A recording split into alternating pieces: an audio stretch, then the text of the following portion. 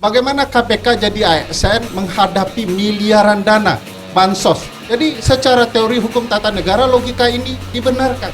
Salah satu konsep lembaga independen yang baik itu adalah memastikan jaminan hidup bagi komisioner dan pegawainya. Tidak hanya ketika menjadi pegawai, tetapi ketika mereka sampai pensiun.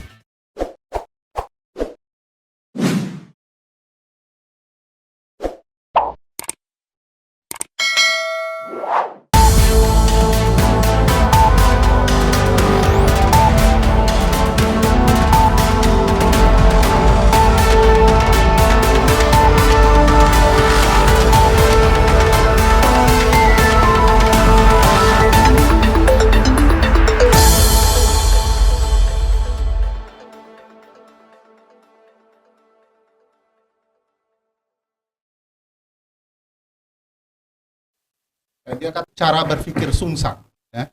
Termasuk kalau ada calon presiden yang mau memperkuat KPK 1000 kali, tapi pakai undang-undang biasa.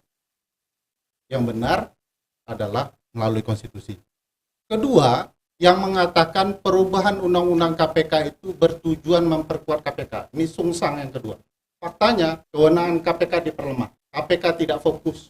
Keributan hari ini hasil dari undang-undang itu. Kalau karena ini pertanggungjawaban publik, siapa yang ngomong begitu? Yang membuat undang-undang dong. Oh, okay. DPR dan pemerintah. Oke. Karena tujuan membuat undang-undang 19 selalu dikatakan untuk memperkuat KPK. Faktanya tidak. Ketiga, bagaimana KPK jadi ASN menghadapi miliaran dana bansos? Jadi secara teori hukum tata negara logika ini dibenarkan. Salah satu konsep lembaga independen yang baik itu adalah memastikan jaminan hidup bagi komisioner dan pegawainya. Tidak hanya ketika menjadi pegawai, tetapi ketika mereka sampai pensiun. Nah, jadi tidak heran Pak Abdullah, ada juga nanti godaan-godaan setelah pensiun, jadi komisaris, ya, jadi pejabat bagi pimpinan KPK atau pegawai KPK. Ingat itu bahaya, karena bisa digoda dari sekarang. Nah, besok kalau keluar jadi komisaris ini ya, kasusnya BUMN itu tidak dikerjakan. Godaan itu harus disingkirkan. Salah satunya memastikan status kepegawaian. Nah, mengubah status kepegawaian KPK menjadi seperti saat ini, itulah kesungsangan cara berpikir kalau itu disebut sebagai memperkuat. Bagaimana pegawai KPK bisa independen kalau bosnya banyak? Presiden Jokowi bosnya 1. Kemenpan RB bosnya 2, BKN bosnya, Komisi ASN bosnya, Ketua KPK, dan 4 komisioner lain yang tidak berguna itu juga bosnya. Jadi terlalu banyak. 4 komisioner tidak berguna? 1, ya karena tidak memberikan pertanggungjawaban yang berbeda ya. Misalnya kan kolektif kolegial, tapi kok yang bersuara hanya Pak Firly. Jadi mestinya kalau kolektif kan betul-betul menyatakan bahwa apa yang diminta Pak Firly itu juga maunya kami. Nah, jadi jelas publik bahwa sebenarnya kelima-limanya bermasalah, tidak satu saja gitu ya. Jangan seperti bersembunyi di balik bakwan. Yang keempat, Bang Refli, ya. Cara berpikir sungsang berikutnya adalah mengatakan tes wawasan kebangsaan sebagai cara menilai wawasan pegawai KPK, terutama dalam hal kebangsaan. Jadi Bang Novel dan kelompoknya bukan radikal, bukan penganut ini, itu, dites melalui wawasan, melanggar konstitusi dan wawasan kebangsaan itu sendiri. Ada pertanyaan yang mengatakan, apa pendapat Anda soal kunut? Bagi orang Padang yang Muhammadiyah, pasti tidak lulus itu. Jadi Anda Padang dan Anda Muhammadiyah gitu ya? Iya, saya kakek saya Muhammadiyah, ada juga kakek saya yang Nahdlatul Ulama gitu ya, yang tarbiyah. Ya, jadi pertanyaan yang menurut saya semua orang tahu ini hal yang melanggar konstitusi karena dilindungi. Hak orang beragama, hak orang kemudian punya keluarga. Ada pertanyaan seperti ini. Kenapa Anda belum punya anak padahal Anda sudah berkeluarga? Itu kan melecehkan cara berpikir publik. Kok pertanyaan seperti ini itu valid juga ya? Valid. Oke. Semua yang dikatakan Ferry Amsari di acaranya Refli Harun valid ya? Yaitu pegawai KPK dan tidak bisa menjadi alasan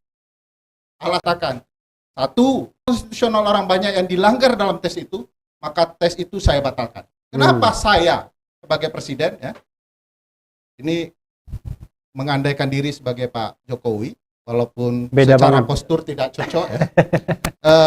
Saya ingin mengatakan bahwa saya harus melindungi hak konstitusional orang banyak ini.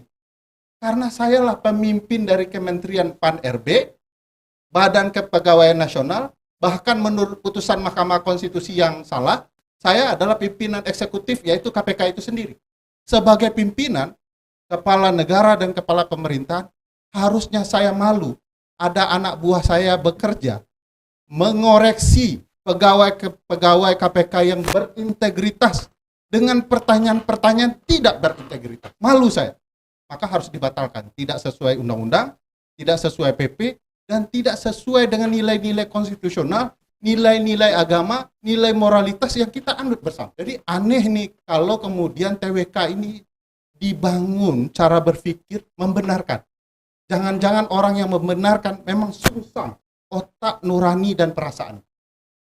Jadi Otak sungsang ya. ya, bukan Busro Muqaddas dong berarti. Pak yang Busro mohon maaf berbeda ya. dengan Pak Busro Muqaddas. Jadi saya agak merasa pidato Pak Presiden satu hal, karena beliau sudah mulai terlibat, oke, benar, tapi isinya masih masalah, perlu dibenahi. Ini orang lingkaran Pak Presiden harus berhati-hati. Pak Presiden harus merespon dengan benar. Jangan hal-hal yang kemudian sangat penting bagi bangsa dan negara kita direspon dengan salah, ya. Nah, saya melihat ya, selama ini Pak Presiden belum merespon, nah sekarang sudah merespon. Di sini benar. Oke. Ini tidak sungsang yang Enggak sungsang ya.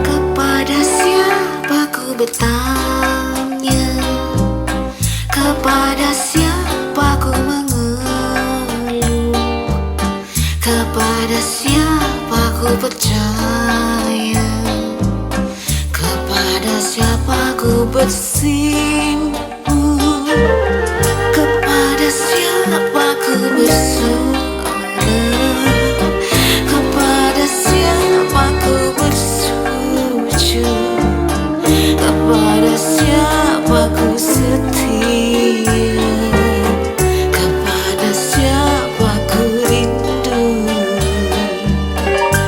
Allahu Rabbi, berserah diri kepadamu. Allahu Rabbi, selamatkan keluargaku. Duhai Allah, tak cukup kata melukiskan rasa cintaku. Hidup dan matiku segalanya ku serahkan kepadamu. Subhanallah, walhamdulillah, wala ilaha illallah, wallahu akbar. Subhanallah, walhamdulillah, wala ilaha illallah, wallahu akbar. Subhanallah, walhamdulillah, wala ilaha illallah, wallahu akbar. Subhanallah, walhamdulillah, wala ilaha illallah, wallahu akbar. Duhai Allah, tak cukup kata melukiskan rasa cintaku. Hidup dan matiku sekali